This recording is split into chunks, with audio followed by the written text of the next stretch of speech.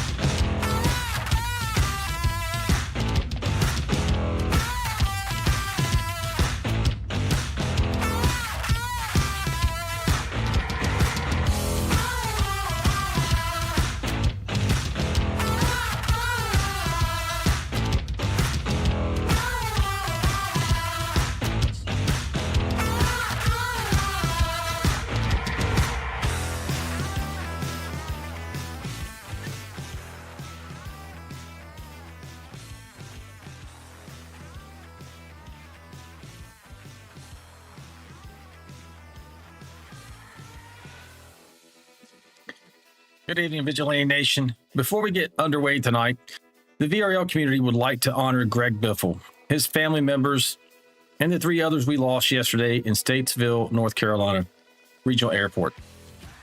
Greg competed across all 3 of NASCAR's National Series in the trucks from 1998 to 2000, in the Xfinity Series through the early 2000s, and in the Cup Series from 2002 to 2016. Tonight, we would like to honor him at lap 16. Well-deserved 3 laps of silence in his honor and in the memory of all the lives that we lost yesterday in that tragedy. As for tonight's race, I'll get you started with some session details here. We are at the Indy Motor Speedway in Virtual Speedway, Indiana. Tonight's race is 85 laps, 213 miles. The drivers only have 70% capacity for their fuel tanks. They do have an additional 3 sets of tires across the wall, so that's 4 total with what they start the race on. This series does have 1 fast repair, and the incident limit tonight is set to 25 and 6. As always, iRacing is controlling the cautions, the lucky dog, and the wave arounds. We'll talk about the championship a little bit here. It's pretty tight as we are closing in on just over the halfway point. The top 5 here, you can see, are separated by not very much. You got about 12 points between first and second. Just a few points between third, fourth, and fifth. But right now, your current leader is the number 1 machine of Chris Goins at 186. Number 6 machine of Trevor Robertson's in second at 174. The 13 of Andy Player's in third at 160. The number 51 of Dylan Bryant, last season's champion, is sitting in fourth right now with 159 points. Fifth position is the 81 of Jonathan Osborne at 157 points. All right, now we're watching these guys as they're starting to make their qualifying runs. We'll see if we can get a couple of them on the screen here right now. Take a look at John Gallagher.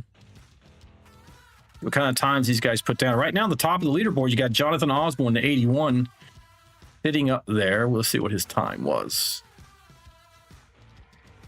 Actually, it's not giving us a time yet. Maybe he hasn't completed it. So they just started their qualifying runs. We'll see how this starts to shake out here in just a moment, folks. I'm going to switch around these different vehicles here to see what we can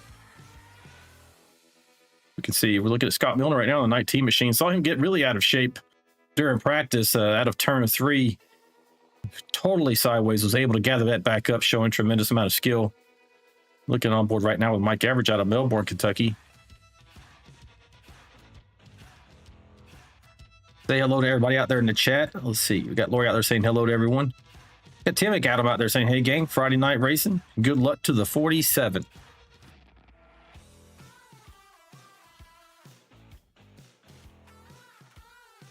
Feature some atmospherics while we're waiting for them to finish up here.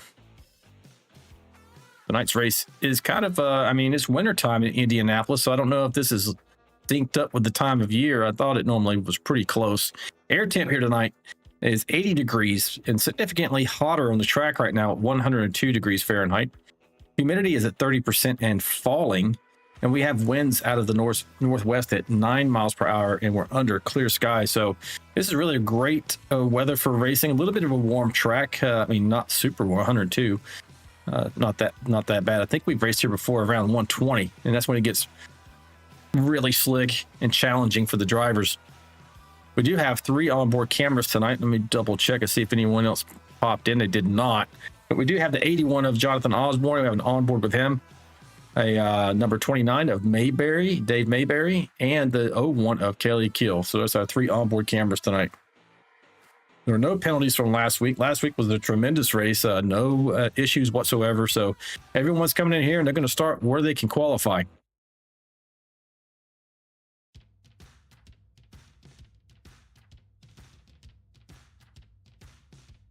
Anyone else left out here on the track? We're in a little bit early, folks. So right now, top leaderboard, Jesse Redding with a 53.72, barely edges out the 81 of Osborne by 0.05. America's driver Albert Anderson is there in third, only 0.12 behind.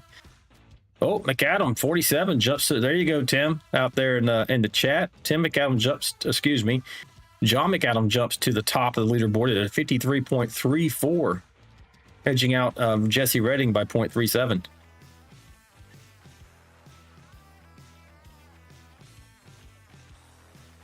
They have about just over 4 more minutes of qualifying here. We have, that's who we have on the track right now. Jacob Alicia's out there in that big red spearmint gun machine. At least we got his paint corrected tonight. I think my trading paints was acting up on Wednesday's race, and we had like a standard paint on his truck.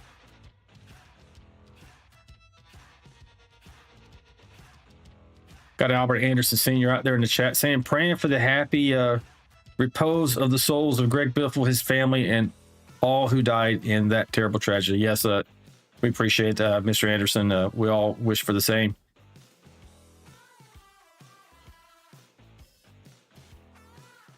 Let's see where Jacob's going to come out here.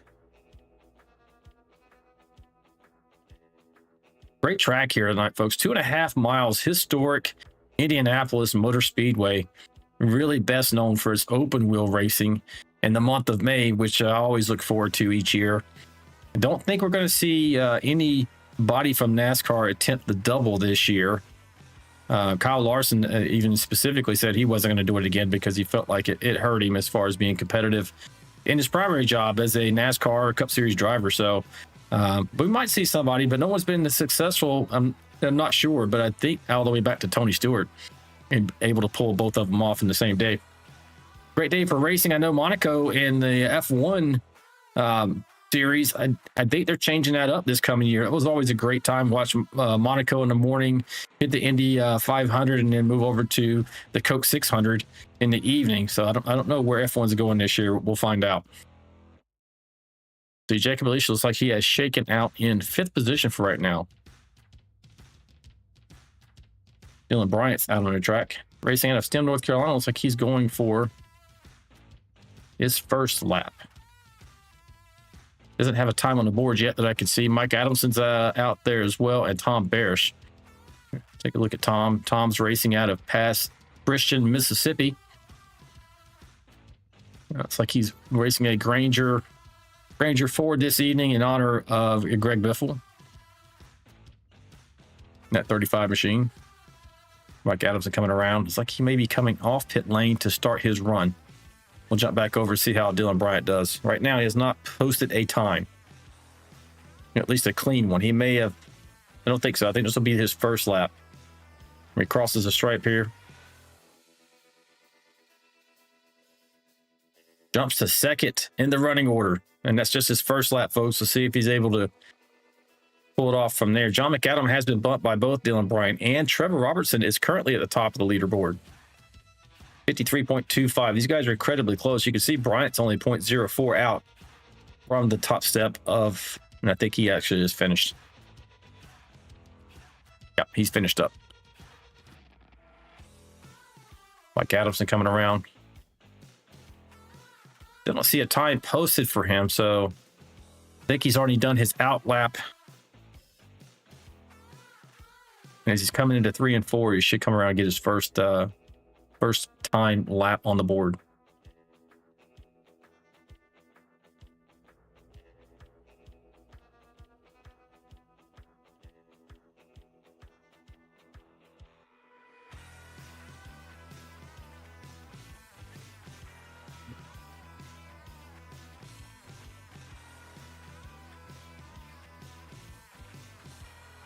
I don't see anyone else on the track. This is the last one we're waiting on, and they do have just under 2 minutes remaining in this qualifying session. Mike posts a time. He jumps up to 5th position there. And it looks like that's going to be all she wrote for him. Mike races out of Sanford, Florida. It's a good starting spot, especially here. This race tends to run green for this series, for the entire Vigilante Racing League once they get out there and get rolling.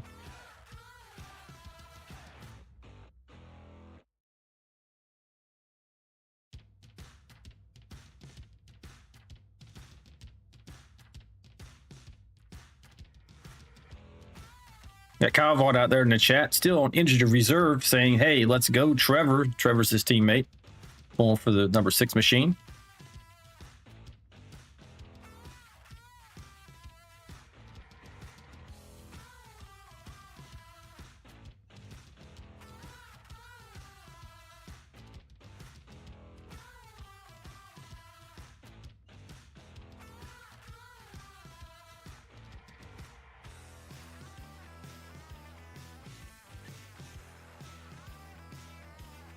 Nobody's on track right now, folks. I got nothing to show you at the moment. They should be wrapping this up momentarily, and I'll show you your starting grid.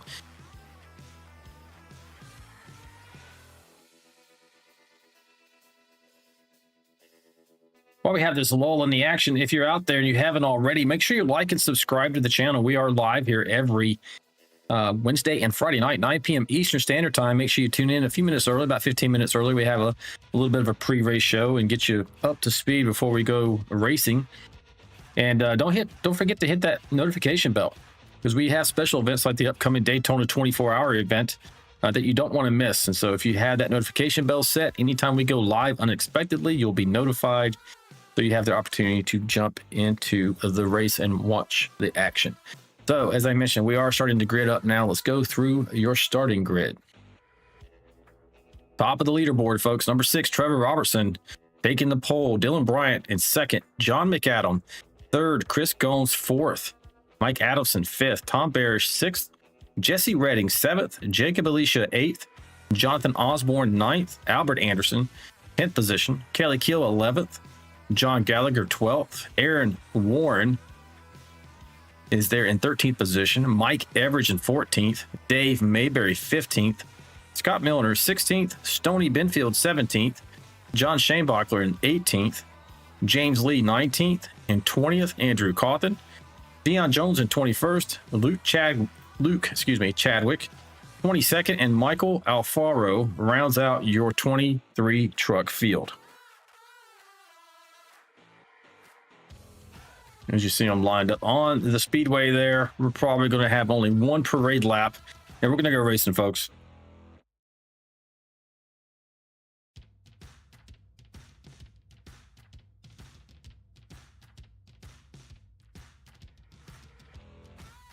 I just want to mention as we are about to get started here, so it's not only about honoring Greg Biffle tonight and the tragedy that occurred yesterday. I also want to honor the man's life. So we're going to talk a little bit throughout the event about his career, about his off-track actions as well. If any of you out there in the chat have any memories, maybe you met him once at a tracker or had some kind of interaction with the Biff, hey, let us know, because it's about a celebration of life as well. I would hope that in my passing, my kids and my friends would be more about the great things and great memories than just maybe the tragedy that befell me.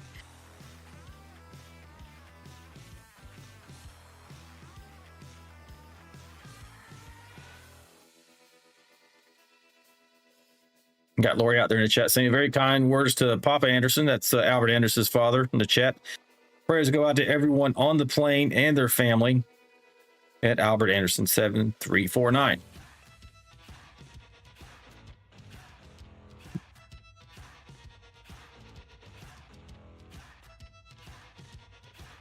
Got a handle out there I don't recognize. EMHMDM.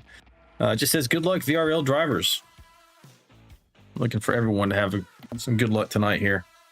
As we'll also go ahead and get your sound up and running. You should be able to hear the drivers on occasion when they speak to each other in the background. It's fun to sometimes hear them talk with each other.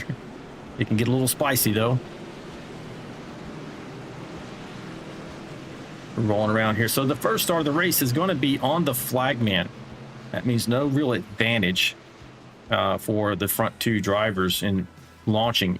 However, every restart, if we have any restarts in the race, will be on the leader once they get inside of the restart zone. A little bit of an advantage to the current leader at that point because they get to launch first.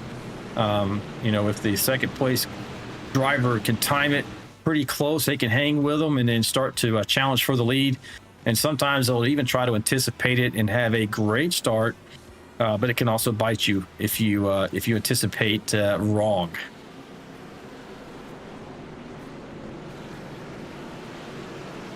Got Lori out there saying hello to everyone. Hello to Kyle Vaught out there in the chat again. Nicole and EMHMDM. Got to give us I don't know how am I supposed to pronounce that. It's probably something I don't recognize.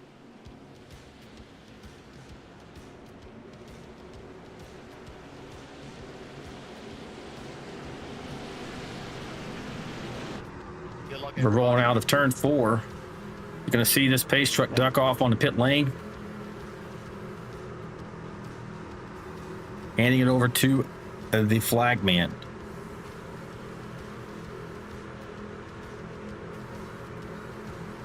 Green flag, green flag. And we are underway, folks. Green, green, green. If we can get through turns 1 and 2 safely here. Oh, look a little. I think that was the 47. A little out of shape on that inside, probably on cold tires. He's dropping back a bit.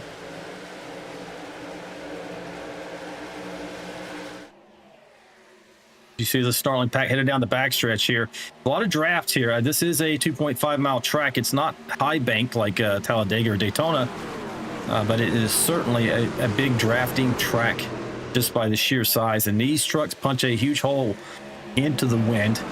So, not quite the same, not full throttle. That really kind of separates some of the drivers. You're going to have to get off the throttle, on the brake, going through these turns. And so who can save their tires and their equipment, stay off the wall and not get any kind of damage to your steering, which can easily happen here, or to the right rear, especially coming out of 4. And if you damage that spoiler, these trucks are a handful to control once you do that. And if you have enough damage, you're absolutely going to have to hit pit lane and get that repaired, or you can't even drive this thing.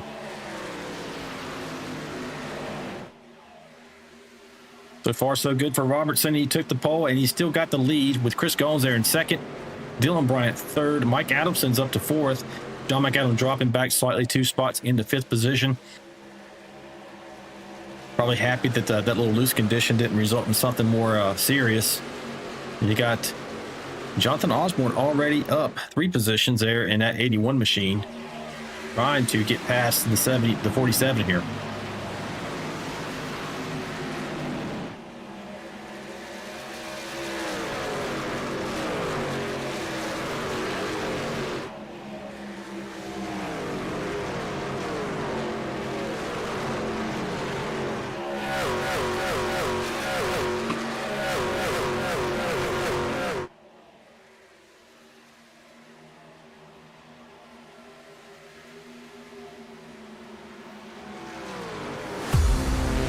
As I mentioned before, we do have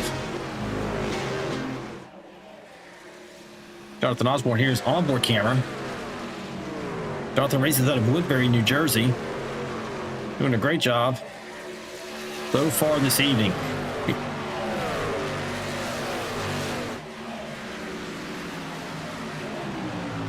Don't know if he's going to try to make a move here. He's really tucked in tight with the 47. Maybe he's trying to work with him to make some progress, get up here on this front leading pack, which is starting to spread out just a bit. You can see you're getting a pretty good spread. If this gets spread out just a little bit more, this has the tendency, this race and this racetrack with these drivers, to go green for the entirety of the event. So don't be shocked if that's what happens here.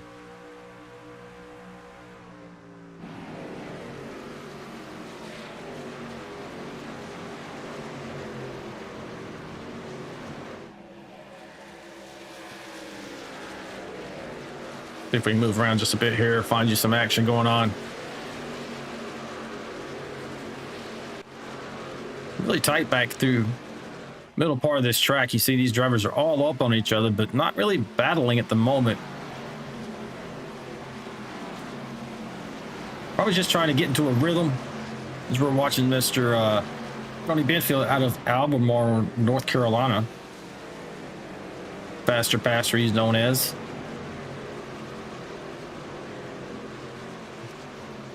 Not many are willing to risk it at this point so early on in the race.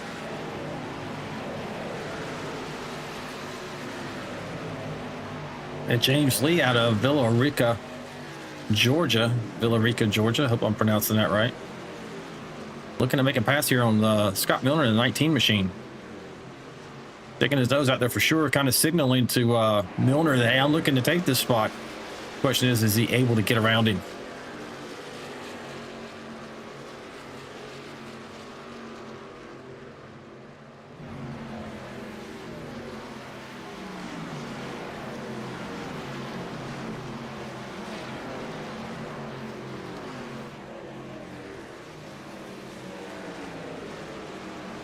Like a little 23 machine of Aaron Warren.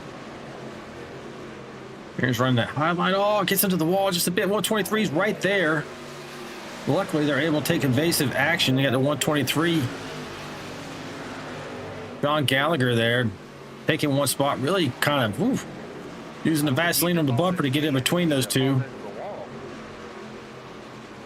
Here, Alicia talking about the wall. 123 is trying to get up underneath Faster Passer in the 75 machine.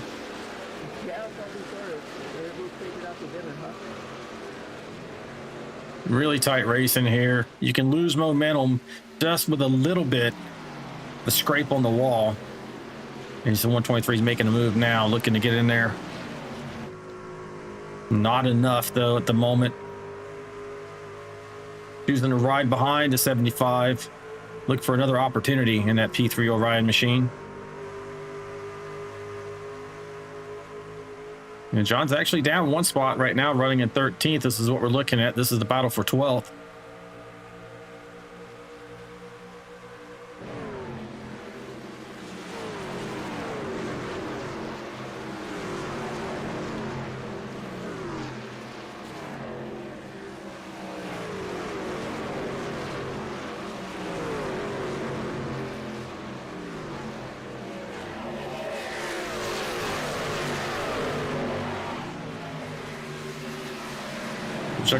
Jump up here and take a look at Mr. Kelly Keel in the 01.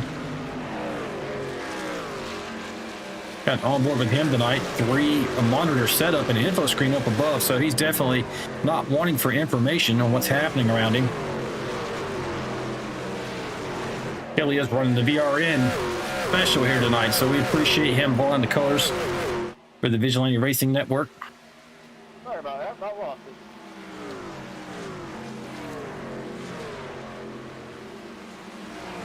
Sorry about that, folks.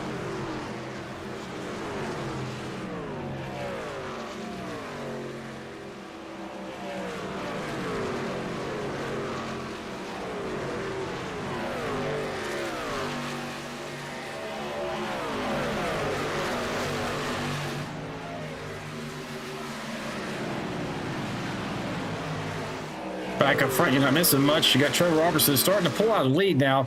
About 3/4 of a second, not quite, from Chris Goins. And it's another 1.56, almost 1.6 back to the 88 machine of Adamson. I got wheel damage, Jonathan.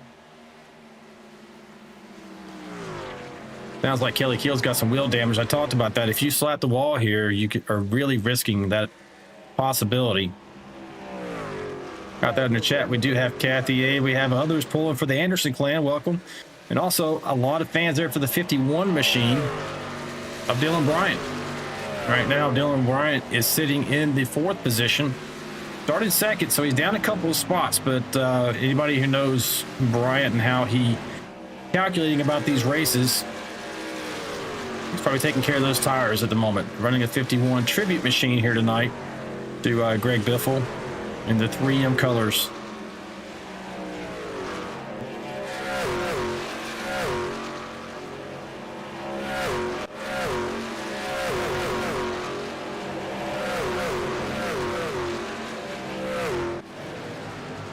This battle between the 75 and the 123 just won't go away. As you see also the 10 back behind them of Andrew Carlton trying to make a pass on Aaron Warren in the 23.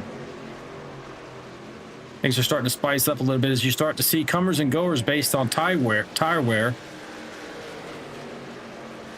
and even some damage that these guys seem to pick up. As you see how close they get to that wall coming out of 4, it is really easy to get up into that, damage your truck. You might not even be able to see it on the screen.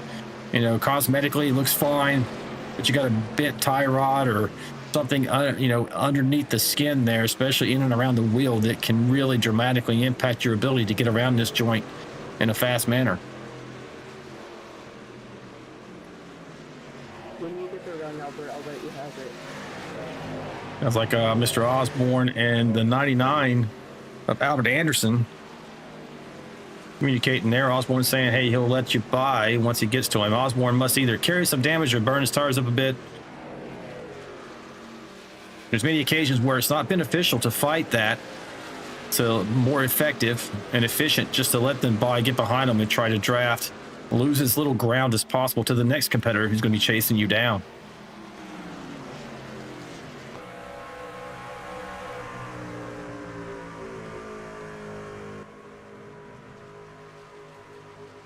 Riding on board right now with Mr. Anderson, America's driver.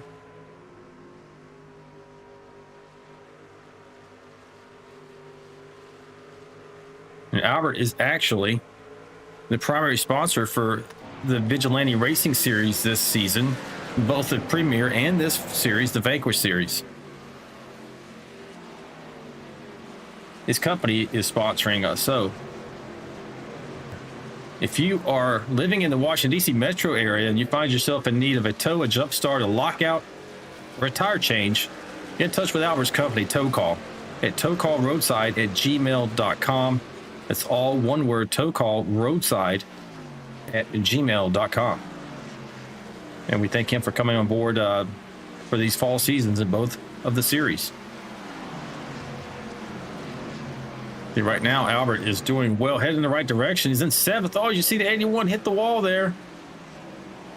Allows Albert Anderson to get away a bit. So Albert's up 3 spots, as I was mentioning, running in 7th. Definitely making progress here tonight.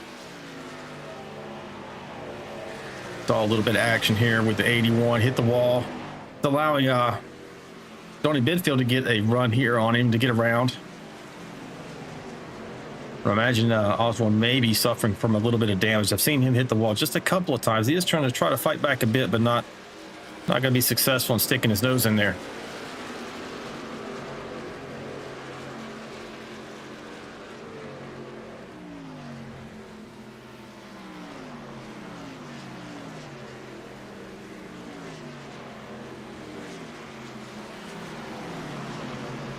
Taking a look here, looks like we got a little bit of action here with the 123 and the 10.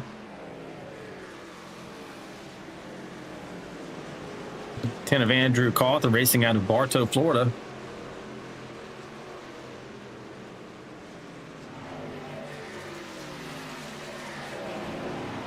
Thought he was going to try to make a pass there on John Gallagher, but it looks like he lost a bit of momentum.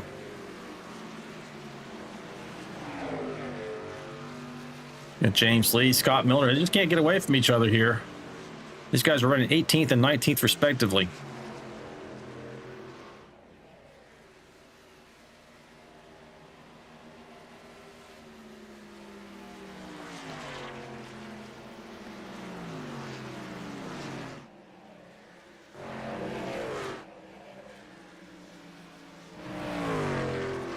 All right, folks, as I mentioned, we are coming up to lap 16, which in honor of the passing of Mr. Greg Biffle, we are going to take a few laps of silence to remember him and everyone else we lost yesterday in Statesboro, North Carolina.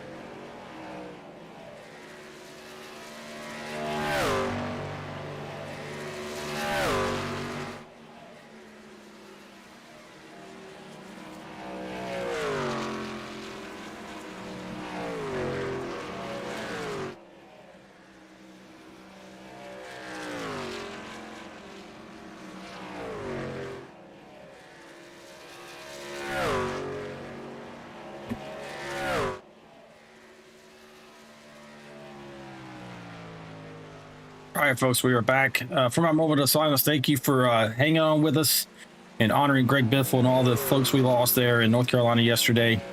As I mentioned, we will talk about Greg's successes in the NASCAR Top 3 Series and everything throughout the evening, and also a little bit of his off-track philanthropy and just dedication to his community. But until then, we are looking forward here to some green flag pit stops. As I don't think I mentioned to you yet, but these trucks only have about 21 laps or so of fuel on board. And as we're coming around to complete lap 20, we should start to see these guys hitting pit lane.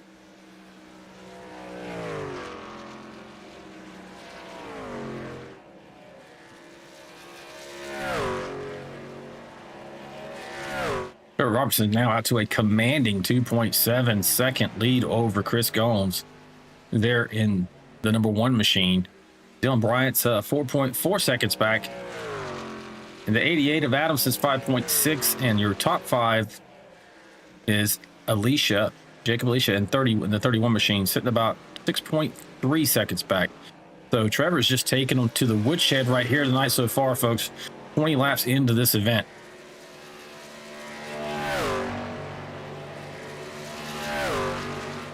Kind of take you through the field here momentarily until we start seeing these guys hit pit lane. Again, Trevor Robertson out of McCrory, Arkansas, sits at the top of the leaderboard right now.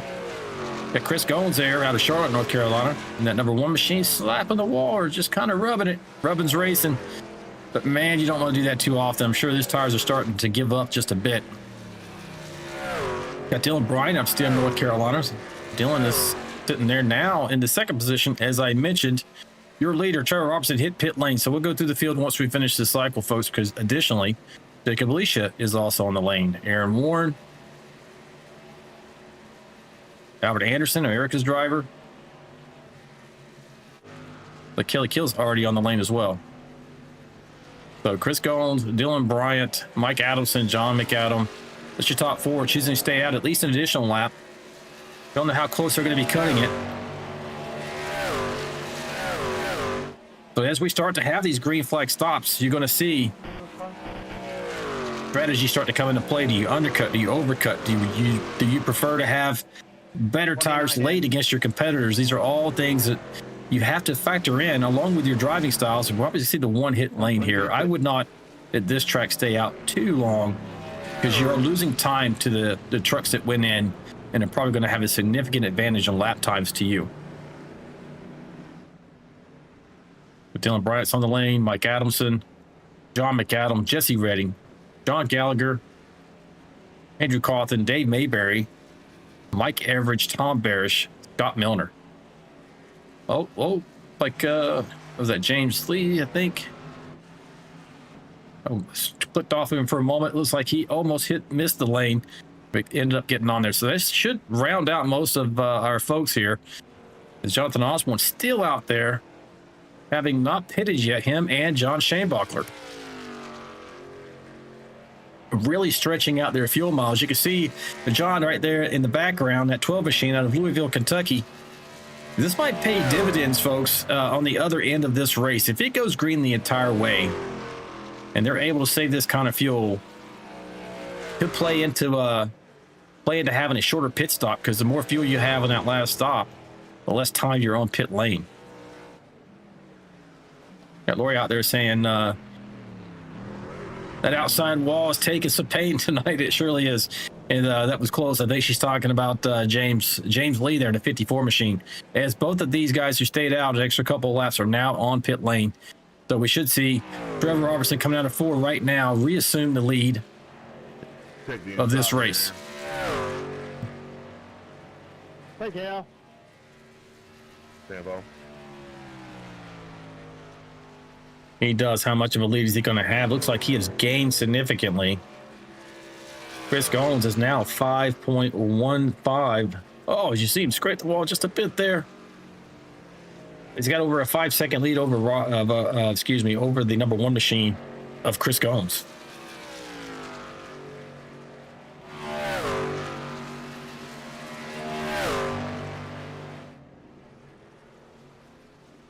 We're watching Jonathan Osborne on the pit lane again. Don't know if it's his second stop or not. Kelly Kill's still sitting on the lane. He must have had an issue here tonight. If he is still in Discord. He is. So Kelly is the teammate of the man you're looking at right now, Trevor Robertson.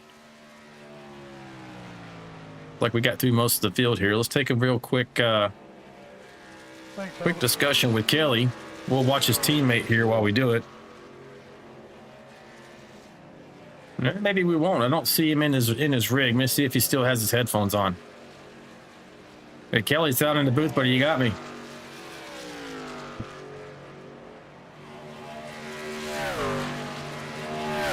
Kelly Kill's out in the booth. You got me, buddy. All right. I don't think we're going to get a discussion with it. He must be licking his wounds. He must have had an issue with his truck here tonight. And with that, we'll start running through the field again. Trevor Robertson is your current leader. Chris Gomes right there behind him. He's closing in this gap, though. Chris does have 1 lap fresher tires to your leader, Robertson. And 1 lap extra rubber on those Goodyears does make a difference here at Indianapolis. In third position, 8 seconds back, you have Dylan Bryant. He is also 1 lap fresher tires than your leader. Jacob Alicia is 10 seconds behind the leader in fourth. He's up 4 spots so far tonight. Jacob is from Indianapolis. Loves coming to this track. I spoke with him, I think, on Wednesday night about his love or lack thereof of open wheel racing. He says he absolutely loves it. He's from this town. I think that's probably the right answer, and he absolutely enjoys the month of May as well. Currently in fourth. But he's being chased pretty close right there by the 88 machine of Mike Adamson racing out of Sanford, Florida. Mike is right where he started, 5th position in the tow call special machine there. Also supporting our primary sponsor. We appreciate that. Good looking scheme. John McAdam, he is 15 seconds after your leader here in 6th. Down 3 spots from his starting position, so he's lost a little ground over the course of this run, or the first part of the race at least. We're 26 laps into the 85 lap event, so almost gets a piece of the wall there. You saw him pull it off the wall. We'll drop right behind him with Tony Benfield racing out of Albemarle, North Carolina. Tony's up 10 positions from where he began the race, running 7th right now. Been a really good run. Now, he did come in to get his fresh rubber on lap 19, so he is at a deficit of the competitors around him as far as tires are concerned. Now the question is he a master at saving tires? He's being challenged right now by Jesse Redding. Jesse's looking to, hey man, I want to take this spot. He's racing out of Knoxville. Tony just kind of drops back behind him, realizing, hey man, I'm outmatched on tires at this moment. Really smart move. You don't want to, you're going to probably end up burning more tire off by fighting somebody when you're at a disadvantage. And the two of you side by side is going to just bring everyone else who's trying to catch you to you faster. As we're right on board right now with John Gallagher, who's racing out of Roseville, California. John's up 3 spots in that 123 P3 all-ride machine. Running in 9th.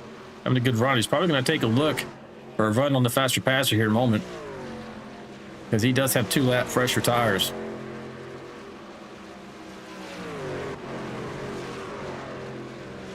We got Dave Mayberry racing out of Tucson, Arizona. Dave has one of our onboard cameras here tonight. Got his whiteboard there saying happy holidays. Happy holidays indeed, everyone. See, Dave's up 5 spots and running in 10th. Having a good run so far, heading in the right direction.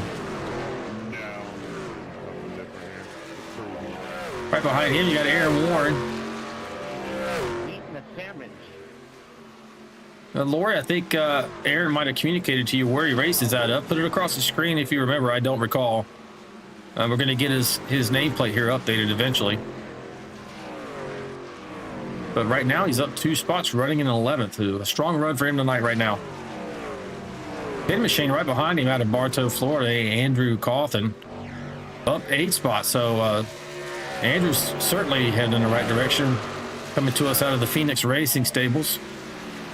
He is being challenged right now and being passed by Mr. Mike Everidge out of Melbourne, Kentucky. Mike's having a good run here as well. Up 2 spots so far now, taking over 12th position.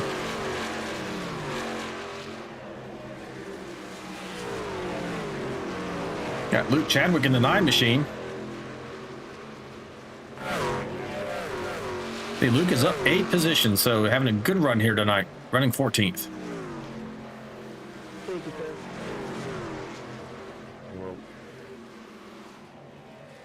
At 12, Louisville, Kentucky's own John Shanebachler. Run that Jim Beam machine. up 3 spots from where he started. They're in the 15th position right now. Riding on board with Jonathan Osborne out of Woodbury, New Jersey. Jonathan is down 7 spots. We saw him have a little bit of trouble as far as tapping the wall a bit, so that put him behind the 8 ball. Don't know if he's still suffering from a little bit of damage. Take a look at his lap times here. He's right in the pocket. He's running competitive lap times. The last, or his best, was 53.58. It's faster than the truck in front of him. Faster than a couple of trucks right now even around him. So he may have gotten some of that damage fixed, or just figured out how to drive it with the damage, which is a skill in itself, folks. Drop back to this tow call machine. Actually, it's a 3M tribute for Greg Biffle here tonight on board with Albert Anderson.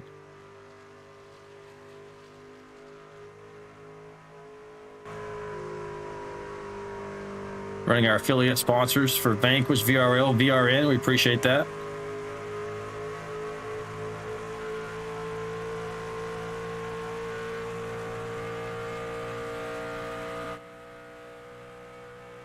Good looking paint job there tonight.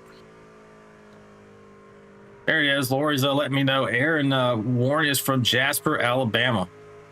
Jasper, Alabama. Isn't that where Roadhouse was filmed or supposedly was set? I don't recall. Anyway, thank you for that, Lori.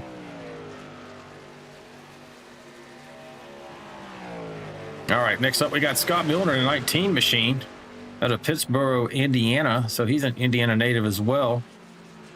Like he's still linked up there with the 54 of James Lee.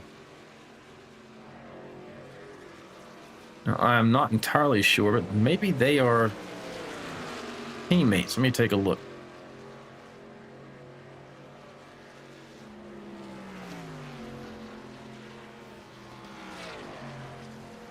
Nope, they're not. James Lee's part of the All-Star Racing Series, so he's teammates with Dylan Bryant, Mike Adamson, and Albert Anderson. So this is a battle. Oh, keep getting out of shape there. Tom Bear's back there watching it all.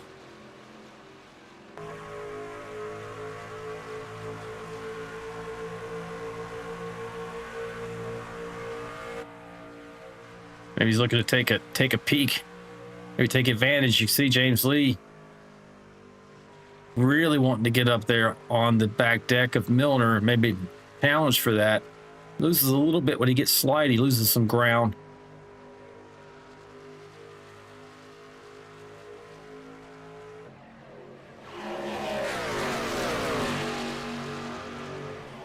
Hoping to get some racing action here, folks.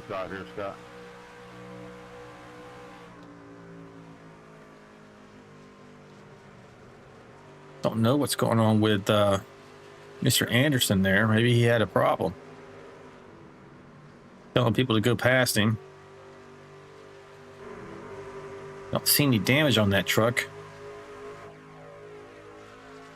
He's running in 20th position right now. When was he last on pit lane? He might be suffering from old tires.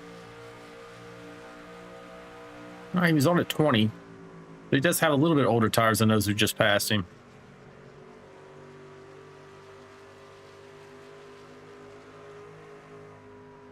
Let's go back up front, folks, and take a look. So that's through the field there as we're on board right now watching Trevor Robertson, who is out to a 3.2 lead. Now that's actually down from what he started with after the pit stops. It was like over 5 seconds back to Chris Gone. So Chris was able to make up a good amount of time there. And I'm sure that Trevor is logging that note in his data bank for the next series of stops. If he continues to kind of short pit it and Goins goes long, that's probably going to come into play by the time we get to the end of this race.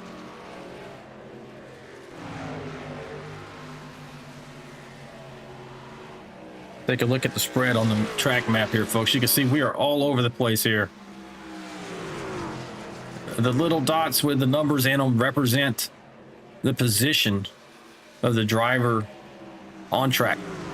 Right now, I'm looking at Tom Barish in 19th, and you can see that the 19 has a green circle around it. That means that we're looking at that particular truck at this moment. I move just so I'm trying to orient you to the map. If I move over here to the 8th position, John Gallery, you can see now the 8th position is circled in green as he gets around Tony Benfield.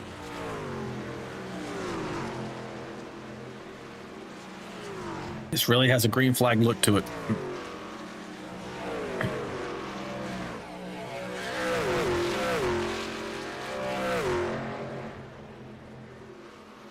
All right, as I mentioned before, we're talking a little bit about Greg Biffle. I mean, so his career spans, he's one of only a few drivers who have won championships across 2 of the 3 series.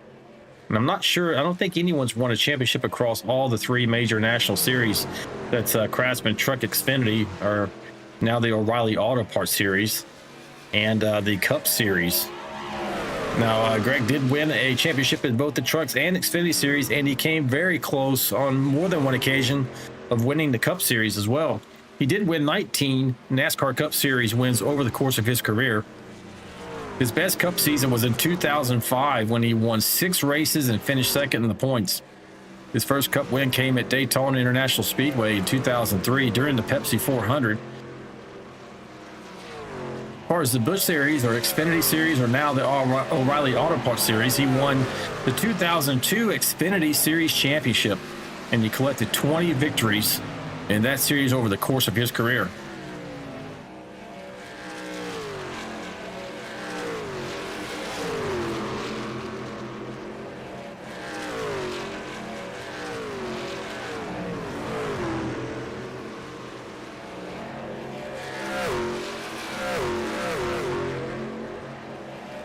In the Truck Series, Greg he won the 2000 Truck Series Championship and earned 17 Truck Series wins. Across NASCAR's 3 National Series in total, the man won 54 races. And he was also named one of NASCAR's 75 greatest drivers in 2023, which was a high honor. Out of all the drivers over the course of NASCAR's storied history, to make the top 75 was a big honor, and he was one of those drivers. Again, we're honoring Greg Biffle here again tonight. His life, his wife, his children, and 3 other souls on board that aircraft that crashed yesterday at Statesville, North Carolina. Tragic day for us, but we want to remember the great things and great achievements and accomplishments of Greg Biffle. If I had information on the other people on board, I would share that with you as well. So it's not just about just Greg, but he's the one who's well known here for NASCAR racing. But we not only want to talk about his achievements on track, but we'll talk about some of the things, incredible things he did off track, and what a great human being he was.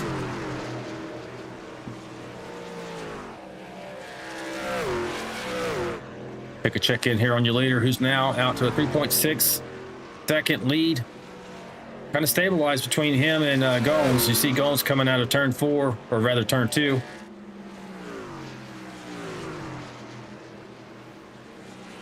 He was able to chop down over a 5-second lead that Trevor started out with after the green flag pit stops there. But now we're pretty stable now.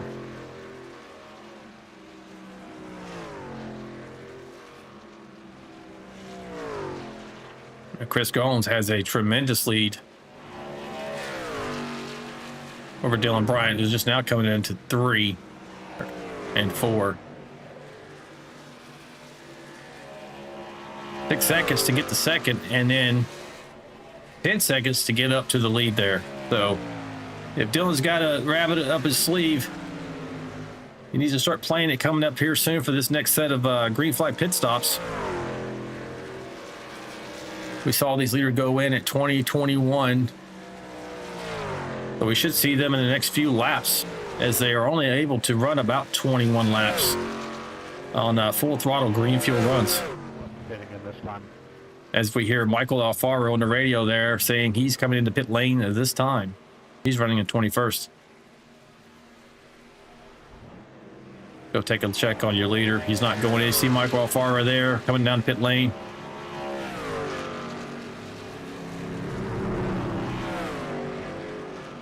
Michael Alfaro races with us out of Mexico. Welcome to Biffle is also on the pit lane. Dion Jones. 41 laps in.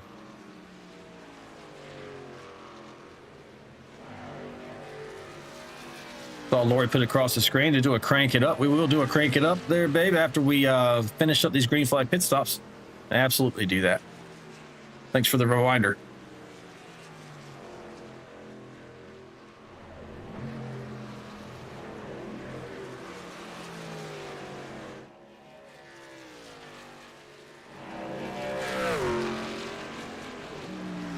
You hear the leader going in now.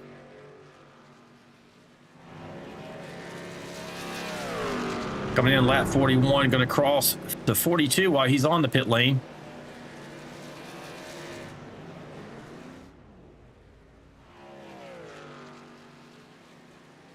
Nine in.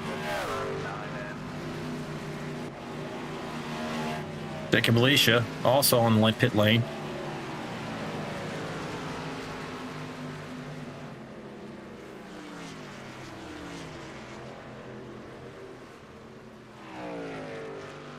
Chris Goins holding the lead right now with Dylan Bright. They're running long again like they did last time. One machine only stayed out one additional lap for that last green flag. We'll see if he does the same here.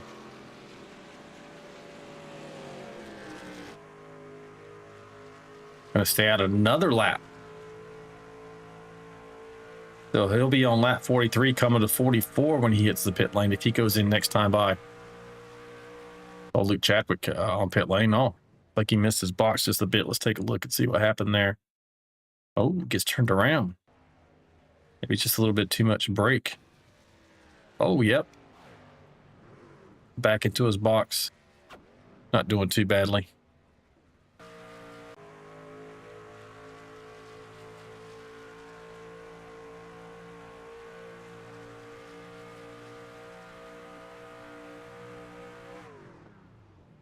As you hear Chris Goins saving fuel here.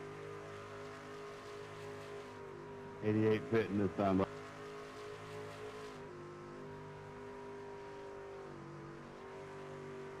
The 88 machine calling out. He's going on pit lane as we also see Chris Goins hit pit lane as well.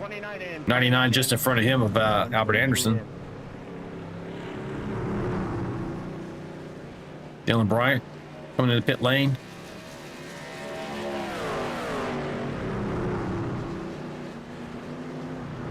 Mike Adamson.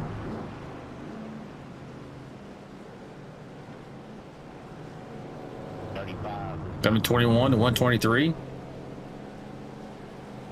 And Dave Mayberry in that 29 machine.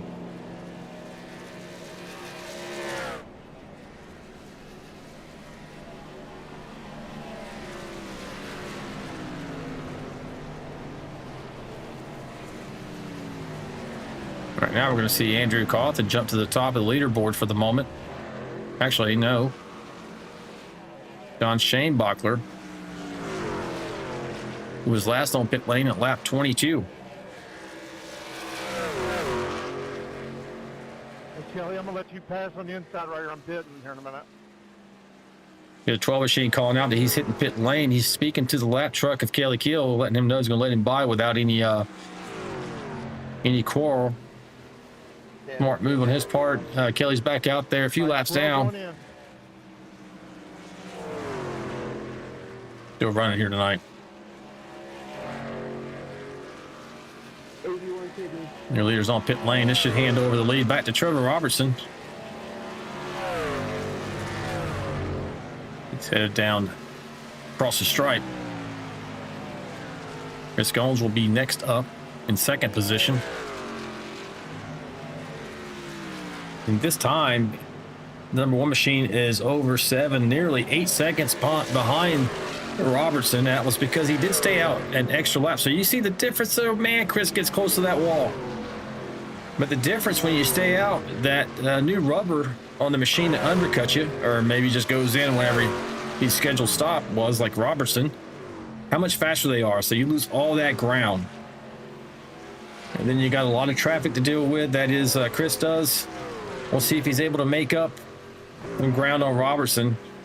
with fresher tires, but still having to deal with traffic and keeping his truck out of the wall. Sitting around 7.9. We'll check back in later and see how that's working out for him. As it looks as though everyone in the field has made their second green flag pit stop. And the folks on the oldest tires are going to be Pastor Stoney Benfield there sitting in 6th position. He went on lap 39.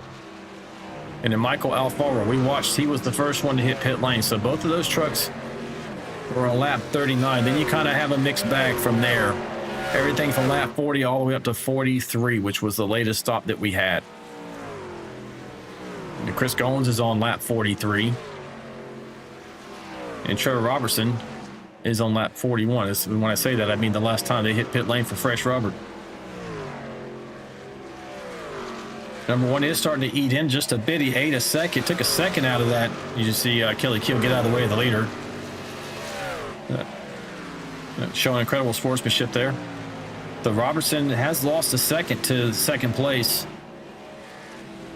This overcut that Goins is using, I'm not sure if it's going to work out. It's just going to depend. Robertson hits the traffic at the wrong time, and Goins is able to navigate it pretty clean. Might have a chance at this. You okay there, Kelly? All right, folks, as requested from our admin, my wife Lori has said and deemed it appropriate that we have a Crank It Up segment. So if you want to hear what it sounds like inside these virtual trucks for the drivers, and they do love to crank it up, believe me, crank up your computer speakers or your TV speakers, and we'll be right back.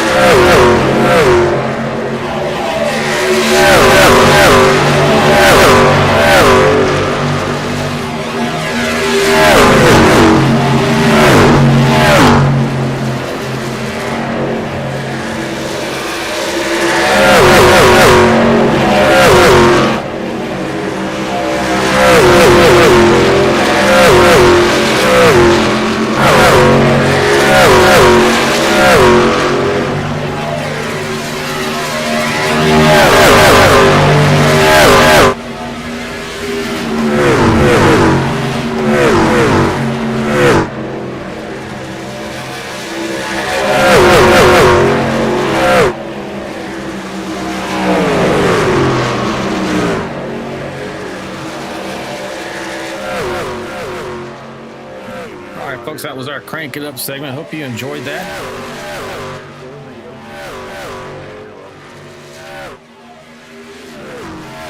This driver's really getting after it here.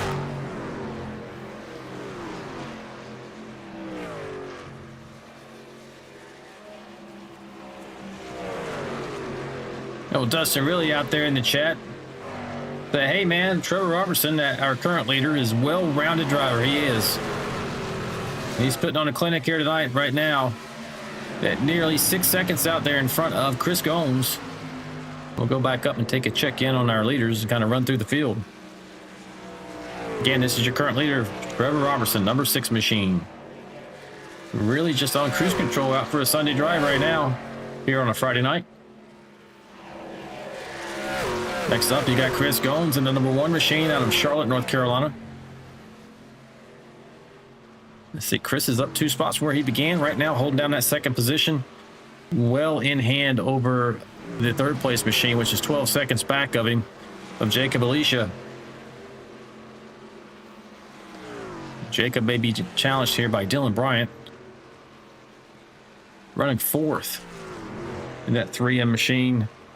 The tribute to Greg Biffle. Let me get a look at that machine actually a little bit.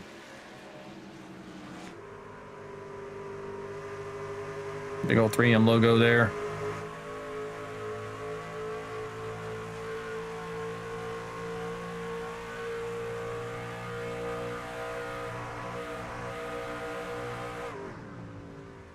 You hear Dylan, he's definitely saving fuel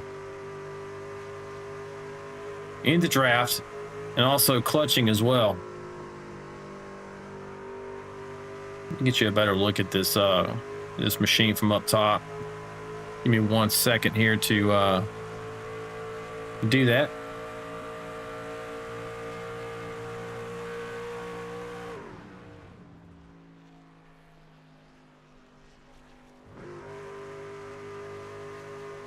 There we go. You can see he's got RIP to the Biff there on the back. Good looking machine. Nice tribute to Greg Biffle.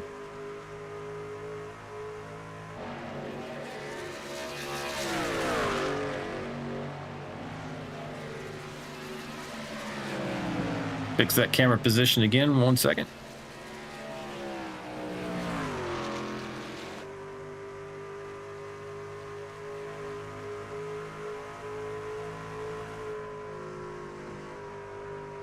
There we go.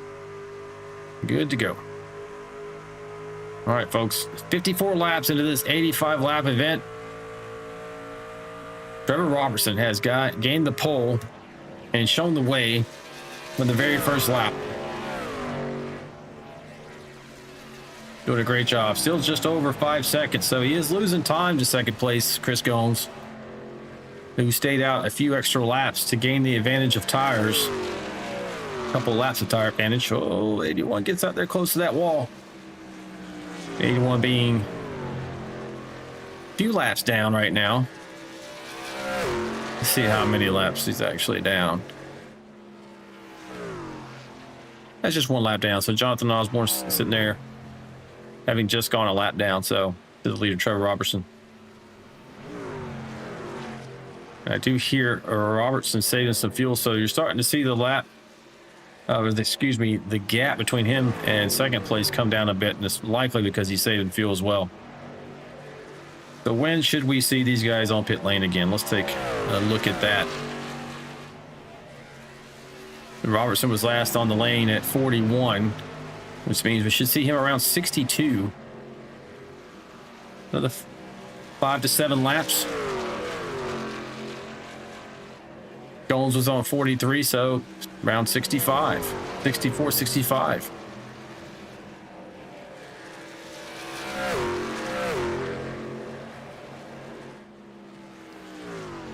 I hold the magic lap around 64. If you can get the lap 64, you should definitely be safe to make it to the end of the race. Now, that doesn't account for a green-white checker, which is overtime here in iRacing and in NASCAR. This series only carries 1 opportunity green-white checker. You need probably an additional, at least additional 4 laps, 3 to 4 laps of fuel to be able to stay out there if we get a very late race caution, say 3 laps to go.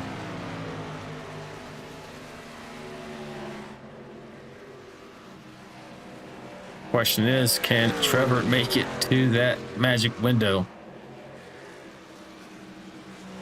As I mentioned, he was last on at 41. So I'm showing about 62. Can he save a couple of laps? Can he come in on lap 63, cross into 64 on pit lane, which would be able to, he'd be able to drive to the end. He's lost time now to Gomes. You can see Gomes in the background there. Closing in, 4.3 seconds now is the lead. And I think, let's go on board with him. I think we hear him also saving fuel. Not saving that at 4, really. Still dropping that lead, coming close to breaking the 4-second barrier.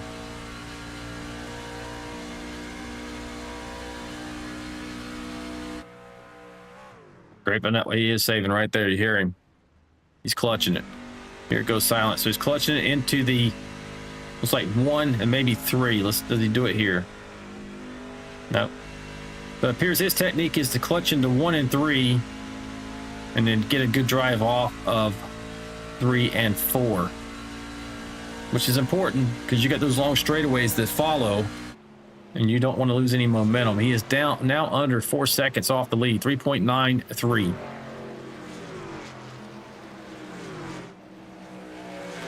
Dylan Bryant is 17 seconds back of second place and 21 of your leader. He was last on pit lane at 43.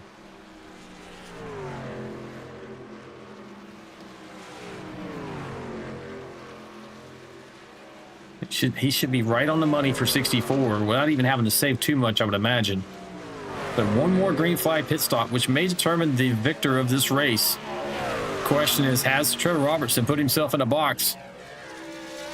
And maybe Trevor's not able to save or actually get to 64 here, but maybe split the difference between the 2 runs if he can get to 63 and then save another lap on the final run of the race. That might be the only option he'll have left if he is short on fuel here. And again, I'm not in the truck. I don't know how well he has saved. He might be in perfectly good shape, but I'm just kind of from my experience. Oh, I just see the 81 just clobbers the wall out of 4. 81's having a rough ride here tonight. Running in 15th right now. That is Jonathan Osborne. That had to be a scary moment for Trevor Robertson.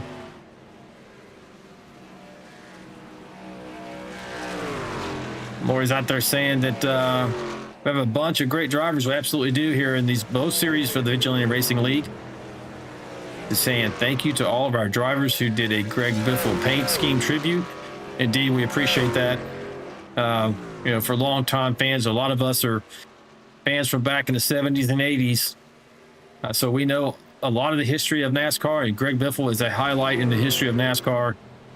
And we just hate to have lost him so early at only 55 years of age.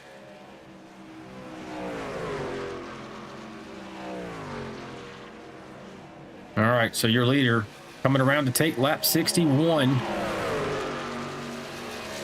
I'm kind of focused on this right now, folks, because that's the drama for me right at the moment.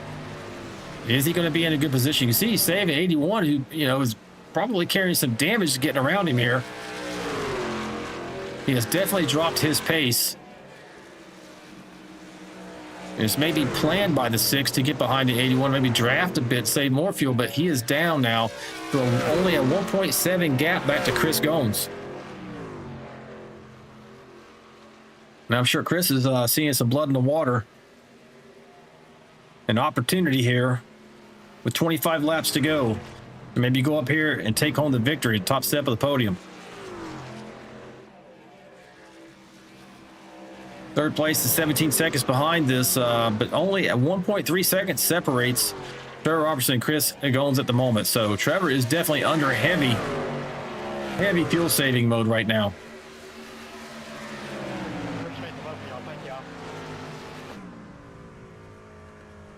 Clutch it going down to, yep, back off of it there. Definitely saving, running behind the 81 machine. All right, and that's his danger right there. You saw him getting into the wall. when you're not hitting your normal marks, sometimes just a little bit of a change in your throttle position can get you up into that outside wall, especially these are old tires as well. And at 81 is just flirting with disaster. Right. Trevor's trying to save fuel here, the 6 machine. All the while having to plan for evasive maneuver potentially here behind the 81.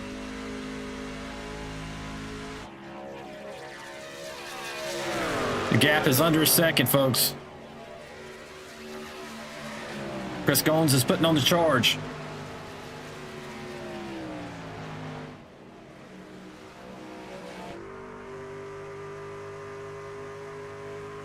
Pitting in this time. Here, Mike Alfaro calling out. He's hitting pit lane.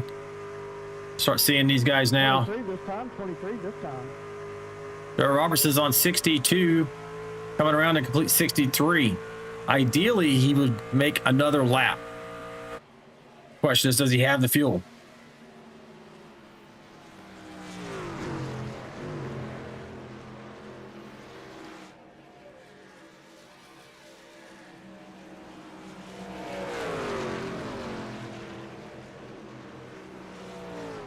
He's having to hit the lane right now. You see Chris Goins going around, take the lead.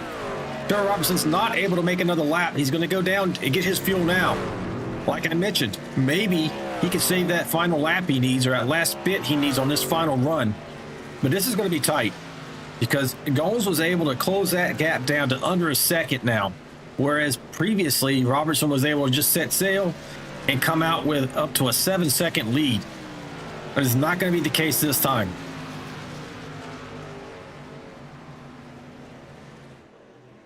Your new leader right now, the number 1 machine, Chris Goins. Second place, Dylan Bryant. Yeah, Dylan's back 17 seconds. So we don't know how many options he has here unless we catch a caution. Now, don't blame me for the broadcaster curse if that happens, folks. I'm just talking about the different scenarios that are possible. Got John McAdam and Jacob Alicia on pit lane. Jacob Alicia right there in the 31 machine. Albert Anderson, 99 coming on pit lane. Oh, John McAdam, Tom Barish. And that Granger machine. Also a tribute to Greg Biffle. Appreciate that tonight. He ran this paint scheme and this sponsor for a long time. Go back, take a look, see if Chris Goins is going to come on pit lane this time. Right now, he's on lap 64.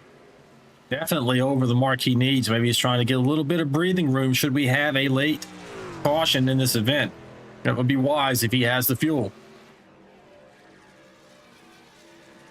Again, he's doing a smart play here as well. Running behind that lap machine, the 81 machine, Jonathan Osborne. And he's going to hit the lane this time. Coming down with 21 to go. He'll cross to 20 to go while he's on pit lane.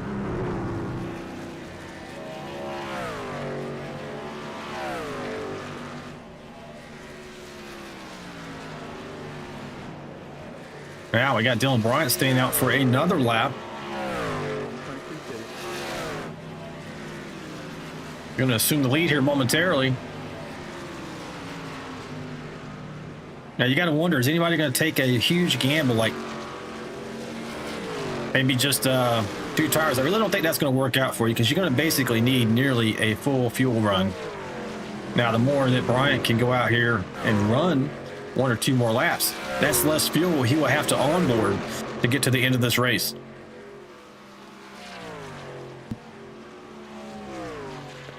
One side, Mike, go inside.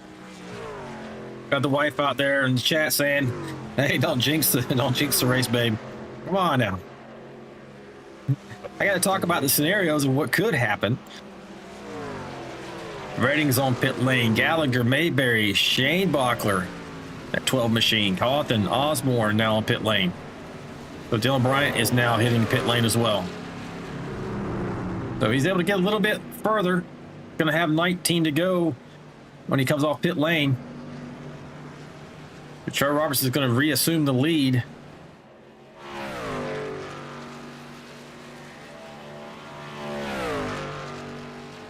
I'm actually going to be shocked by how much of a gap he has on the #1 machine. So I don't know if something happened. But right now, he has a 5-second gap over Chris Gomes. And there's a 2-lap difference in their tire management here. And I'm pretty sure that Roberts is going to have to save just a little bit of fuel.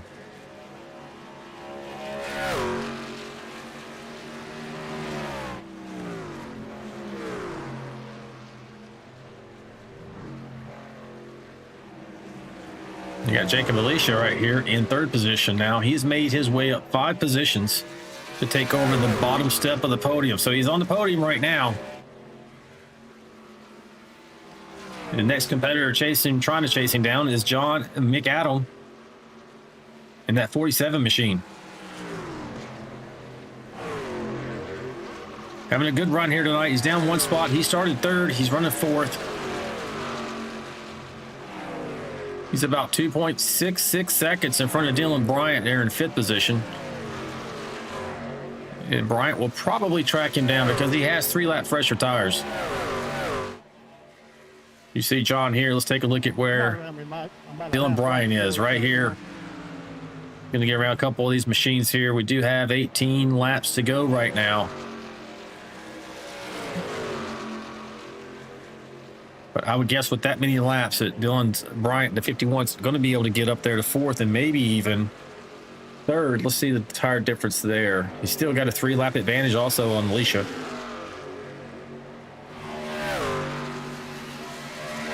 But he's 5 seconds back of 3rd place. Now, that's not insurmountable with 3-lap fresher tires, so we'll see if he's able to get up there. Don't think he's going to be able to challenge for 2nd or 1st place, but he may be able to get up there in that 3rd step of the podium. Jump back up front here with Trevor Robertson. Right now, still holding a 4.5-second lead over Gones.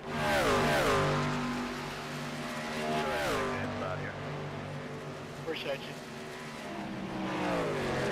Pretty stable at the moment. We'll see if it gets closer. 17 coming to 16 laps to go. I think we're finding some better action. Nobody's really running side by side at the moment. We'll take another look at our track map. You can see we're well spread out.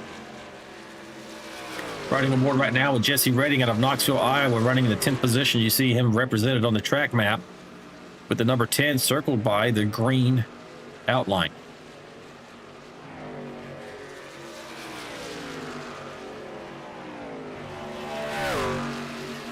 Albert Anderson Sr. out there saying amazing how many guys are a whole lap down. It is.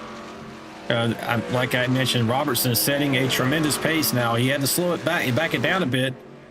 Having to save that fuel. He's just under 4 seconds in front of 2nd place at the moment. Kyle Vaughn out there in the chat saying Trevor is on fire. He is really rolling here tonight. All right, folks out there in the chat, who's your horse? I don't have another commentator here to talk about it with, so who do you think is going to pull it off? Is Robertson going to be able to hold this 3.5-second lead? Maybe having some fuel issues. Is Gones going to be able to close it down? You know Gones is running flat out. He has no worries about fuel at the moment. Who's your horse? Let me know in the chat.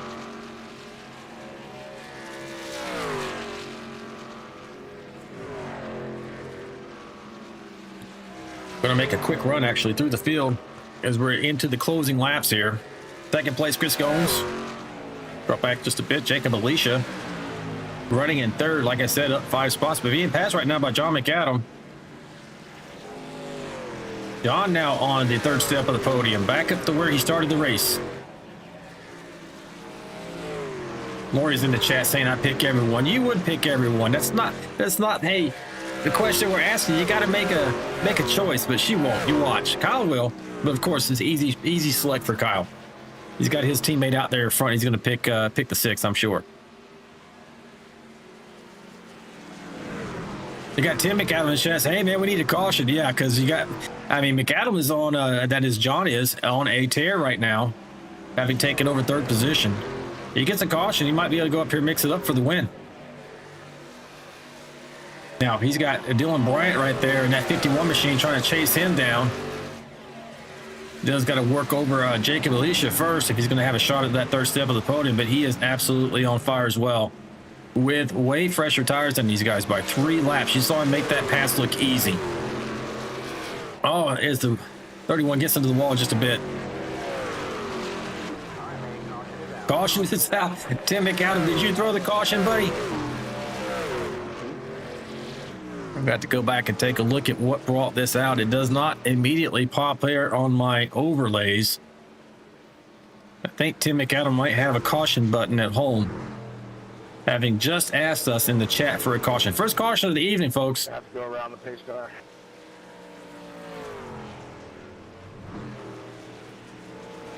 This, as they always say, changes everything.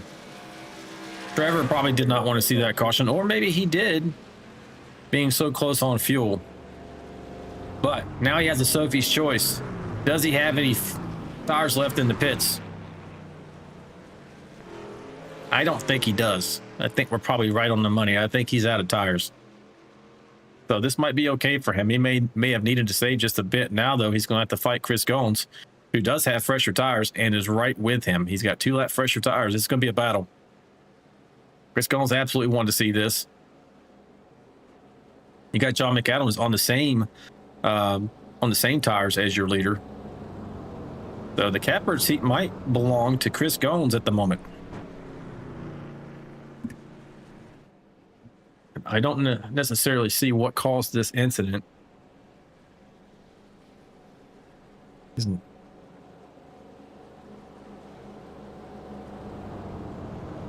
me go back and see if I can find something.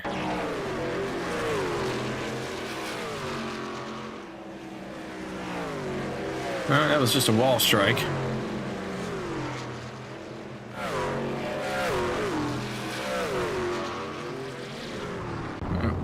That's not it.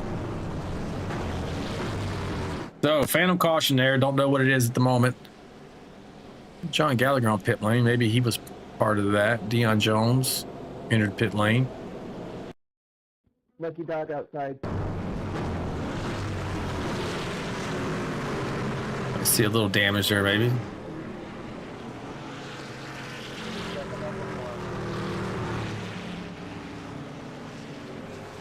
Nothing on the back.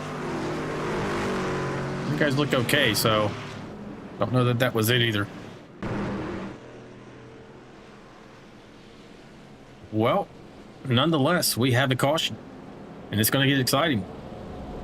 Probably going to restart about certainly 11 to go at a minimum, most likely 10 or less.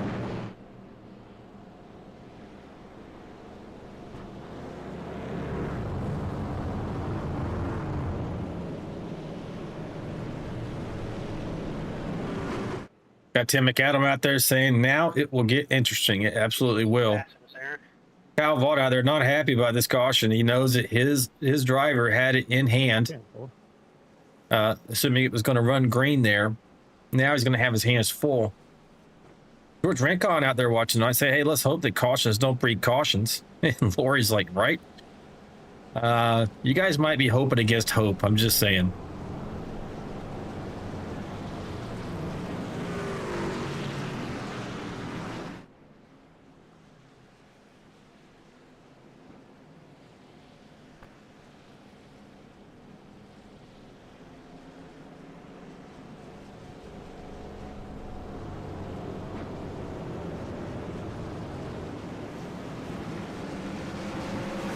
One thing Trevor does have in his favor, that is Robertson, is no one else really went on pit lane close to him. Yeah, you got to go all the way back. Let's see, John Gallagher hit the pit lane. It's right here, 73. Who else? You got Michael Alfaro now on pit lane. But these guys are going to be so far back, they're not really going to be a threat to Robertson. I think right now the threat's going to be Chris Goins right there on that outside line. Trevor Robertson does have choice of lane for this restart as we have 1 to go. You see the lights are out on top of the pace truck. He's choosing the inside line. Probably a pretty good, a good decision there. I'll probably choose the inside line as well. Question is, how much tire did Chris Goins have to burn off trying to catch up to Robertson? We know Robertson was saving fuel, so maybe these tires are going to be kind of equalized. We just don't know until they hit the loud pedal coming for this restart. Could be pretty even. You can see it several cautions. We can see it run green the rest of the way. Let's hope for that and see some strategy play out here for these guys and some racecraft.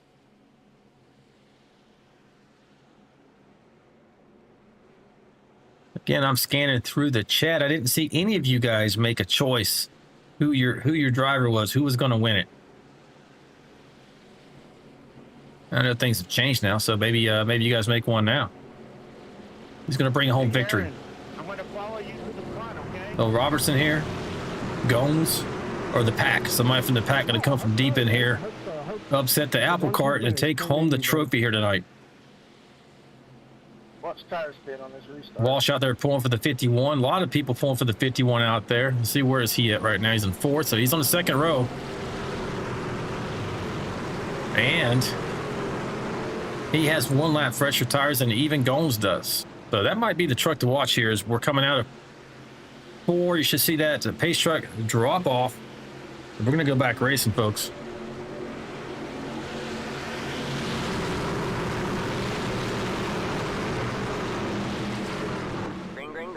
Green, we're back under green. Robertson gets a tremendous start there over the 1 machine. 51's trapped on the high side behind the 1 with the 47 of John McAdam up underneath him. 10 laps to go. Can Trevor hold on? Can the Robertson 6 machine hold on to a victory here tonight, having led the way for the entirety, starting from the pole? He has 2 trucks behind him right now with fresher rubber. It's going to be a tall task. Now, best thing for 6 machine is that 1 and that 51 start fighting. Or is out there in the chat hoping against hope again, saying, let's keep it green, boys. That snarling pack back here. Look at this.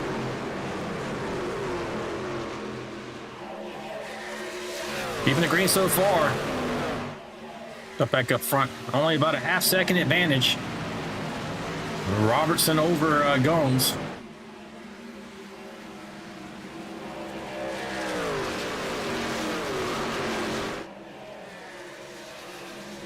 Kind of creeping back in on him there.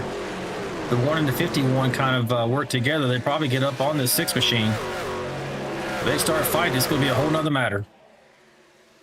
I've out there saying, run, Trevor, run. He's trying, buddy. He's losing time right now. Down to 0.28.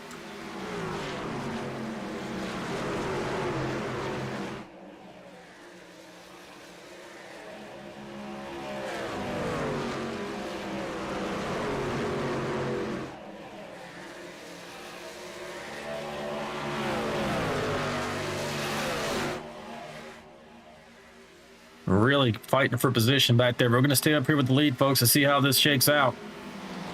Only a few laps left.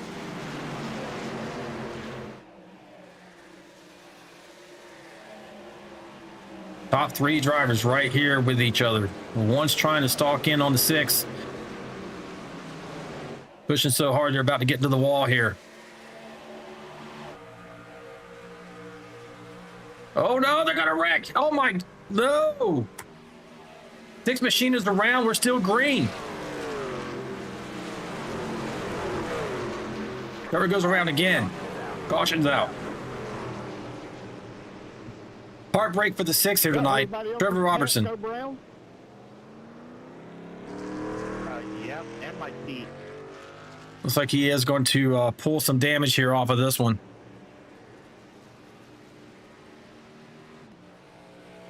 I need an extended caution. I got to go get a new diaper. We're kind of partially into this. Let's back it up just a bit and see how this transpired. See the 6 machine of Chris Goins getting a run. Excuse me, the 1 machine of Chris Goins getting a run on the 6. 6 tries to take like a kind of defensive line. Goes for a little bit more defensive line once the 1 attempts to get to the inside. And that just doesn't work out. It really almost didn't work out for either of them. one's able to keep it on the track, though.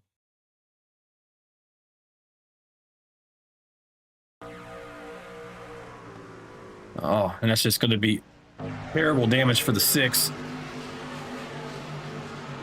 Tries to keep it. Oh, doesn't collect anyone else. He turns it hard to the left to keep it away from the field. Great job on his part. But heartbreak here for the 6 machine, having led this entire race here tonight. Trevor Robertson. This won't be the first time that Lady Luck has not been in his passenger seat here at Indianapolis. He showed tremendous speed here tonight. An outstanding run for him. It just ended badly. Hard racing up there at the front. But that's not going to be any consolation for him. And actually, your current leader is Mr. Dylan Bryant in the 51 machine, 3M Greg Biffle tribute machine.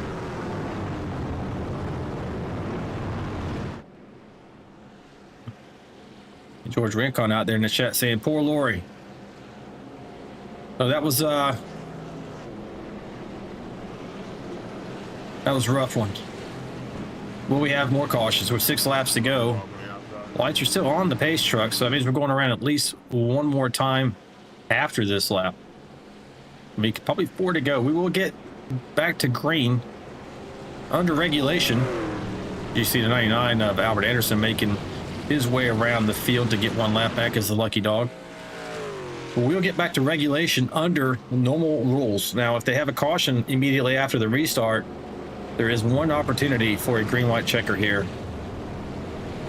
in this series. However, if they do run out this next restart to the white flag, the next flag will end the race.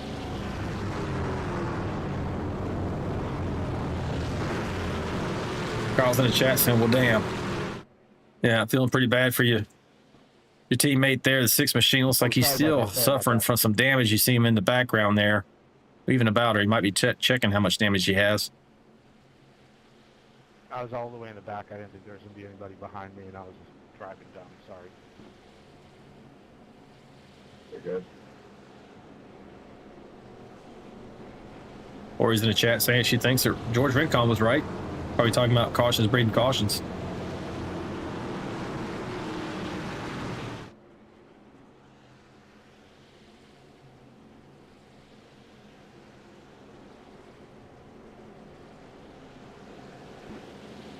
All right, your new front row is Mr. Dylan Bryant and Chris Goins in the 51 and 1 respectively.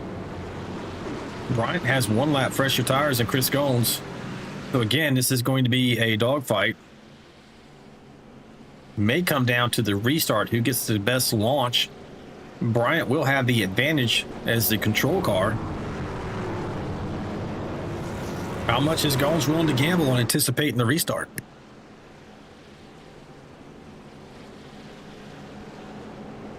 Likely the one will be on the outside for the start. As you see, the lights are out. 51's not choosing to restart on the outside. That means that not only is the one machine going to have to get a good launch, he's going to have to clear whoever's going to attempt to sneak by him behind the 51 on the bottom. All right, folks, it's down to the end here. If you're out there and you haven't yet done so, make sure you like and subscribe to the channel. Support these drivers, support the channel. It helps out tremendously. We are live here every Wednesday and Friday night at 9 p.m. Eastern Standard Time for the 2 series, the Premiere and the Vanquish, under the Vigilante Racing League banner. Now, this coming Wednesday, the race admin, my wife Lori, said, hey, make sure you mention we might not be racing a regulation Premiere Series event next Wednesday, but we will have some type of race on Christmas Eve. And there will be some money on the line, she tells me. I don't know if I'm thrilled about that part. But yeah, there'll be some money on the line. Make it fun, make it for something. And we will definitely hope to see you guys here. So make sure you tune in next Wednesday. If you got nothing else going on, or even if you do, stick away for a little bit. Let's check out these drivers racing for some cold hard cash. Maybe buy a couple extra presents for their loved ones this season. Making our way between 3 and 4 now. in the short chute. You're going to see this pace truck dip off.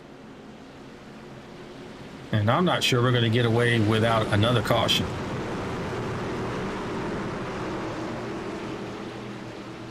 Dylan Bryant is the control truck.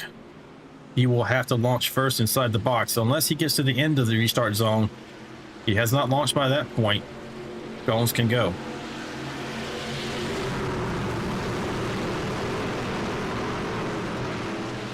Green. And we are great. 51 gets a great start on that bottom line. One doesn't really lag much. Jacob Alicia right there with him. Will the one be able to get in here and challenge the 51 for this victory? See him get a little squirrely in the background there. We got to make 3 laps here to get to 1 to go. That means we will finish under regulation with no overtime. A bit of a snake action going off on the 51, trying to break the draft of Chris Gomes and Jacob Alicia right there behind him. There's very little daylight between these two trucks. There is an advantage in the draft that 51 is not enjoying, but the one is. Now getting to him and getting past him, going to be 2 different things. Got a 0.2122 lead right now as he goes to break the draft again. The one's going to follow him down. Not really increasing the lead here. It's under 0.2. 3 laps to go.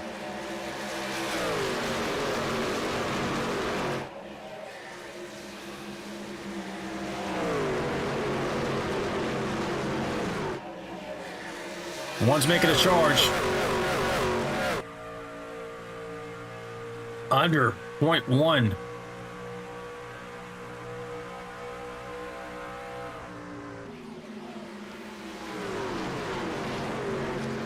I don't know that Jacob Alicia has anything for these front 2. John McAdams going to try to get 3rd place, though, from Alicia. He's on even tires with 3rd place right now. Still holding steady at 0.2, a little bit under 0.2. I don't know if that weave is helping out Bryant too much. Seems to be losing time. 2 to go. Oh, you see the 51 scrape the outside wall. The one truck is as close as he's been so far here. Nice run out of 2. He's not going to chase him down there. 31's getting a run as well.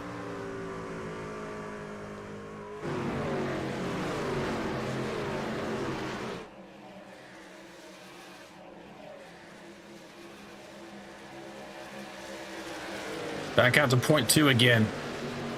Bryant's able to get, I would probably chase him down there this time. You're going to need that draft.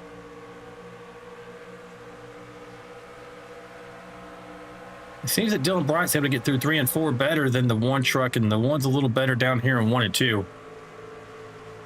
Closing it back down again to 0.2. 31 machine you saw in the background slap the wall. Going to take him out of this race for the win. These two still holding steady at 0.2. Don't know if Gomes has anything left in the tank for him. He's at a disadvantage on tires just slightly by 1 lap. He's under 0.2 now, 0.15.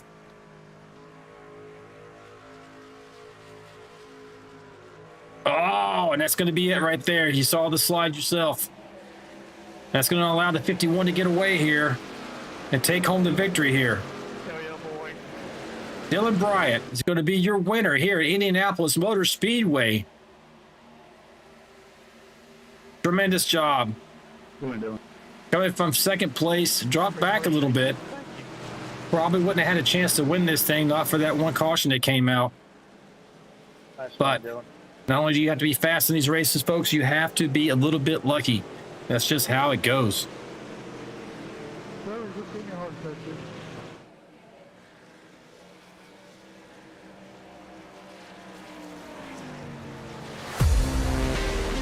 All right.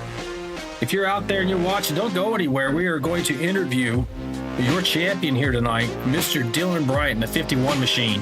I'm sure all the Dylanites, I'll call you out there, who sit there and support him, are happy to see him bring home the victory here tonight.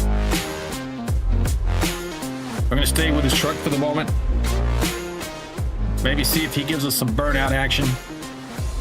And we'll take a quick break and bring it back for the interview for tonight's winner.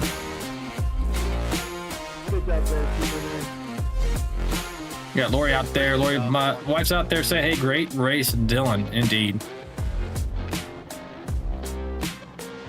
Here we go. It's like, man, he might be going for the cool wiki. He's gonna give us a couple donuts, maybe. Oh man, burn it down across the bricks. I don't know if they're gonna like that at Indianapolis Speedway. Lori's out there saying congrats to Gones and Alicia too. Yeah, absolutely. Your second and third place finishers, Chris Gones and Jacob Alicia. I'm gonna go for that wiki lap there. We'll be right back, folks. Don't go away.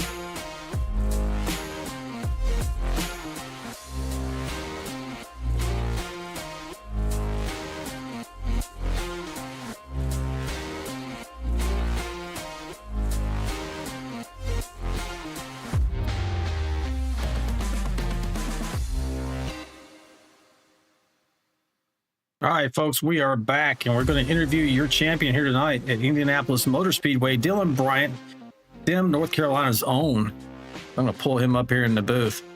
Hey, Mr. Bryant, it's out in the booth, buddy. You got me. Dylan, do you got me, buddy? Hello, yeah. Hey, yeah, man. I got you. Tremendous win here tonight. How did you pull it off? Did you think you had a chance before we had that first caution of the night? No, I realized that I probably needed to save some fuel and stuff, and played a little bit too much. I let Gones kind of get away from me, and of course Trevor's one of the best guys at this track. So I've just been patient, saving fuel. I say like 3 laps total, more than the most of them at the end. I think Gones had like 1 lap older tires than me. So yeah, man, I just I hit it for Trevor. I know it was just blocking and racing for the win and stuff, and it just sucks to see that. But yeah, you know, I was there when it mattered. Gones was fast. He kept me on my toes with the last like five laps. I kind of had hit my marks. I felt like I was better than him going into 3. 1 in 3, and he definitely closed the gap in turn 2 a lot down the back stretch. But yeah, man, special paint scheme tonight is for Greg Biffle. No, man, just feel bad for him and his family and his kids and stuff. Life is short, and I got with Ricky at the last night, and with Shocker Graphics, done a great job, and yeah, I'm glad I got it here for Biffle and for everything that is going on at my house too. So I kind of excited about it. Yeah, man, I think your sentiments really reflect the league at large and the NASCAR nation at large, and what a tremendous loss for all of us. I know I grew up watching the Biff, and a lot of even you see like Eric Estep and other content creators out there who much younger than I am, for instance, and man, but they grew up like as little kids pulling for Greg Biffle, and it was really hit home for everyone involved. And what made the tragedy worse, man, was just that so many of his family members were with him at the moment, and then those other 3 acquaintances with him as well, man. It's deeply felt by everyone in the NASCAR community. I heard a lot about it today on NASCAR radio, Channel 90 on Sirius as well. Yeah, I mean, it's just the race tonight was about him to me. I don't know if anybody ever will watch it as in his family and stuff, but they do. It definitely hits us all hard as race fans. I grew up, I wasn't his fan, but because he drove a Ford, but just seeing him in the Truck Series, the Busch Series at that time, and then in Cup and stuff too, just that just sucks, man. It's it's wild how you can feel upset about somebody that you don't personally know, but that is what makes the human race special. It's just caring for a whole bunch of stuff, and it sucks. Yeah, we can certainly empathize. I mean, if you're around this community long enough and you're pulling for these drivers, you feel like you know them, even though we don't personally know them. But when you pull for something for so long, or you respect somebody, I know you weren't his fan, but you can respect the talent, and that man certainly had it. Yeah. Anyway, go ahead. Oh, I was done. Okay, so looking forward. We're moving to Texas next week. It's not going to be the next. Well, actually, it will be next Friday. How you feeling about your chances there? Well, I don't know which layout it is. I'm sure it's the new one, but I'm good at both of them. So that's especially in turn 1. You kind of got to know how to drive it if it's the new layout. It is. Then turns 3 and 4 is just if you can hold the gas down and just hit your marks basically. But it's just about turn 1 and 2, and if you can save your tire and stuff, and if it's a gas mileage race, I'm gonna make sure that I'm paying attention to it, and that way I don't dominate a race and lose. No, I hear you. So for the championship, though, I mean, you came into this race in 4th, and now you're in 2nd position. So you're definitely positioning yourself well to maybe repeat as champion of the series. But before I let you go, do you have any shout outs for teams, fans, or family? Yeah, first and foremost, of course, All-Star, everything that Albert does. Toe call, I'm his business and stuff. Hit him up with his email and stuff that you show on the broadcast. So shout out to him. Mike, Tom, James, I think that's everybody on our team on Friday nights. I know that we switch it up on Wednesday some, but yeah, shout out to them. Also to a huge shout out to Lori, of course, everything that she does, and to the food pictures that she was posting today. I was jealous, but yeah, and then of course VRL. It's a great broadcast. You do an outstanding job, and Ricky does too as well when he joins you. And I definitely look forward to the next race. All right, buddy. Hey, man, good luck next week, and appreciate you running the tribute scheme here tonight. I think that was very appropriate. Our small way of saying thank you for the memories and just showing our compassion for what his extended family is now going through. But hey, man, we'll talk to you next week.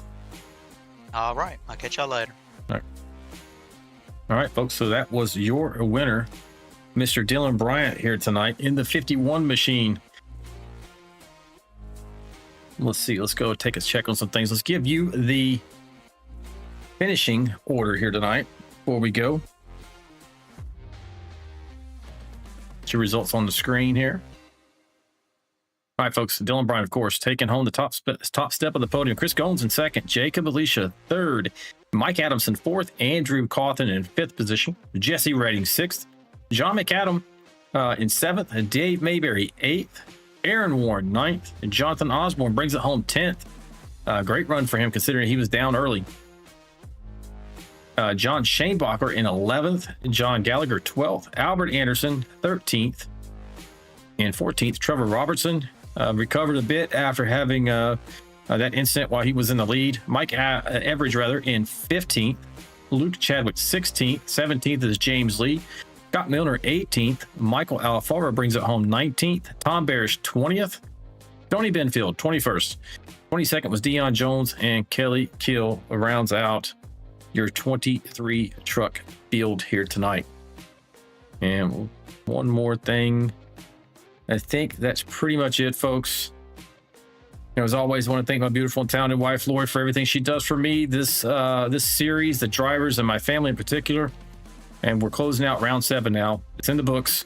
As you heard, we're going to Texas Motor Speedway next Friday. So make sure you tune in by 8:50 Eastern Standard Time, maybe even a little bit earlier. We're going to do a little bit of pre-race, and then we'll get right into the racing action. But again, tonight was a little bit of a somber event, and I want to thank you for joining us tonight and for taking a moment to honor Greg Biffle and all those we lost this week. We appreciate you being here with us, and take care, and we'll see you next time. This ain't your mama's racing stream.